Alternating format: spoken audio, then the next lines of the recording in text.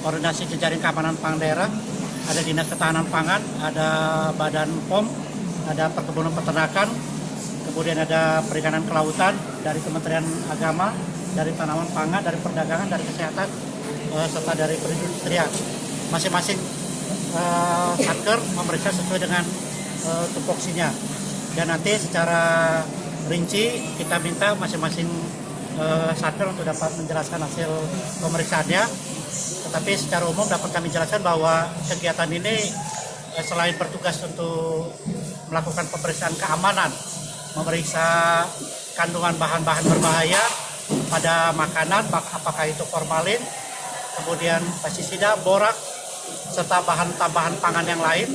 Tapi kita ini juga ingin mengedukasi serta menghimbau kepada seluruhnya, baik itu masyarakat, baik itu pengusaha, untuk sama-sama menjaga soal keamanan pangan ini, agar tujuan akhir dari keinginan pemerintah bahwa pangan yang dikonsumsi itu betul-betul aman ini bisa terwujud.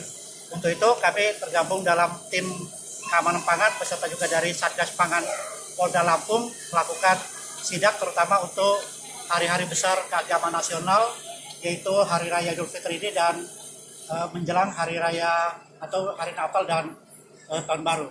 Nah, selanjutnya untuk hasil, kami dari Dinas Ketahanan Pangan itu melakukan pemeriksaan terhadap kandungan pestisida pada sayuran tadi di Pasar Tugu, yaitu pada cabai dan juga kol, di mana hasilnya itu adalah negatif, yang sama-sama sudah kita lihat ada indikasinya di situ. Sedangkan untuk buah-buahan ini kita lakukan uji formalin, baik itu di Pasar Tugu maupun di Transmart ini juga menunjukkan hasil yang negatif. Kecuali tadi ada beberapa tomat ya, ada tomat itu yang sudah kita lihat juga berjamur dan itu kita sudah minta ditarik ya.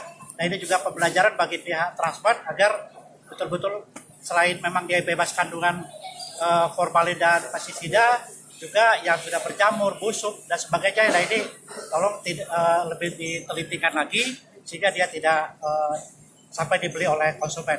Saya pikir itu, dan selanjutnya kami persilakan kepada satker yang terkait untuk dapat menjelaskan hasil-hasilnya. Daging gimana? Untuk pemeriksaan produk hasil peternakan, terutama daging dan telur, baik daging ayam dan daging sapi, tadi di Pasar Tugu poin yang kita dapat adalah masih kita temukan penjualan daging kerbau dari India. Perlu kita ketahui bahwa Pak Gubernur masih melarang beredarnya daging kerbau dari India. Dan di sini ini sangat rentan terhadap adanya pemalsuan, ya, pemalsuan daging beku dijual dengan harga daging segar. Ya, tadi kita temukan di Pasar Tugu sebanyak 40 kilo. Poin kedua yang kita dapatkan di Pasar Tugu adalah sanitasi, ya, lingkungan tempat penjualan. Perlu kita ketahui kalau daging ini merupakan produk peternakan yang mudah rusak dan dia mudah menangkap bakteri, mudah terakumulasi bakteri. Makanya lingkungan tempat dagang itu harus dibuat sebersih mungkin. Jadi kita berharap ke depan untuk Pasar Tugu ini ada rehab, ada renovasi sehingga kios-kios untuk daging ini terutama bisa lebih bersih. Yang kedua, di Transmart kita sudah sangat bagus karena kita sudah tidak temukan lagi daging kerbau dari India. Kemudian perlu kita sampaikan juga bahwa kios daging di Transmart ini sudah memiliki sertifikasi NKP level 2. Jadi nomor kontrol veteriner ini sangat penting sebagai salah satu bukti, ya, penjaminan higienitas dan sanitasi yang baik untuk tempat penjualan daging. Tadi juga sudah dilakukan pengujian formalin terhadap sampel daging ayam oleh teman-teman dari Balai Veteriner dengan hasil yang negatif. Mungkin itu yang dapat kami sampaikan dari Perkebunan Peternakan. Oke. Bepom. Nah, dari Balai POM pada kegiatan hari ini memang kita tadi sudah sama-sama di Pasar Tugu. Ketika di pasar tradisional kita memang lebih fokus pada bahan-bahan yang digunakan untuk buat kue. Ya di situ yang berpotensi ada bahan-bahan yang memang bukan untuk makanan. Tapi dari pemantauan beberapa toko yang membuat bahan-bahan kue, di sana tidak ditemukan produk yang untuk makanan, ya. Sehingga untuk saya di Pasar Tugu dari bahannya boleh dikatakan memenuhi persyaratan ya, karena memang tidak ada bahan-bahan yang garam untuk makanan. Kemudian ketika kita di Transmart ini memang kita khusus di fokus di pangan olahan masih kita temukan adanya produk yang izin edarnya sudah habis masa berlakunya. Jadi seharusnya produsen secara aktif memperbarui atau memperpanjang izin edarnya, namun ini sudah dari tahun 2017 izin edarnya masih belum diperbarui, sehingga produk itu kita amankan untuk tidak boleh diedarkan lagi. Nah, adapun untuk pada masyarakat tetap harus waspada bahwa ketika kita memilih pangan olahan harus selalu ingat bahwa kemasannya harus dalam kondisi utuh, tidak penyok, tidak menggelembung, tidak cekung, ya. Kemudian labelnya sesuai dengan ketentuan, ada komposisinya, ada isi neto, kemudian ada nama pabrik, dan juga yang sudah terdaftar pada Badan POM atau juga Dinas Kesehatan serta belum kadaluarsa. Ini adalah yang harus kita perhatikan. Pada konsumen untuk yang beli di pasar tradisional juga penting cari tempat yang bersih, yang hygiene sanitasinya terjamin, sehingga kita bisa menghindari dari kontaminasi dari mikroorganisme. Demikian yang dari kami sampaikan ya, yang selama hari ini. Ya. Perikanan Bu gimana Bu? Ya. Terima kasih.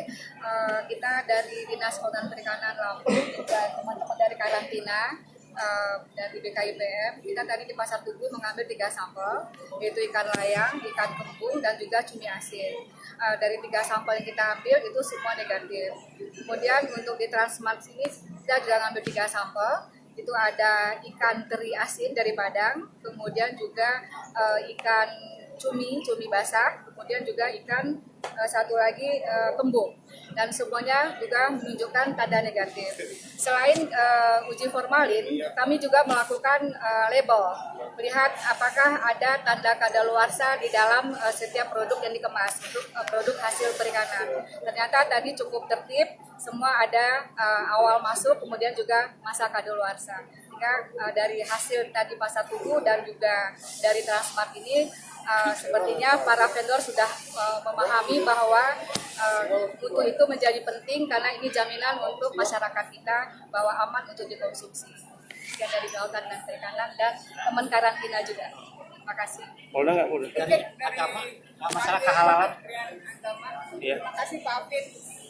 Kalau dilihat dari setiap kemasan berbentuk makanan, protein dan sebagainya, saya amati tadi masih ada beberapa makanan dalam kemasan yang belum memiliki sertifikat halal. Oke. Sedangkan di dalam Undang-Undang Nomor 33 Tahun 2014 tentang Jaminan Produk Halal, Pasal 4, semua barang yang diedarkan atau dikeluarkan diharapkan untuk memiliki sertifikat halal. Ke depan kami harapkan kerjasamanya agar setiap barang-barang yang dikeluarkan ini memiliki sertifikat halal. Terima kasih, harapan kami.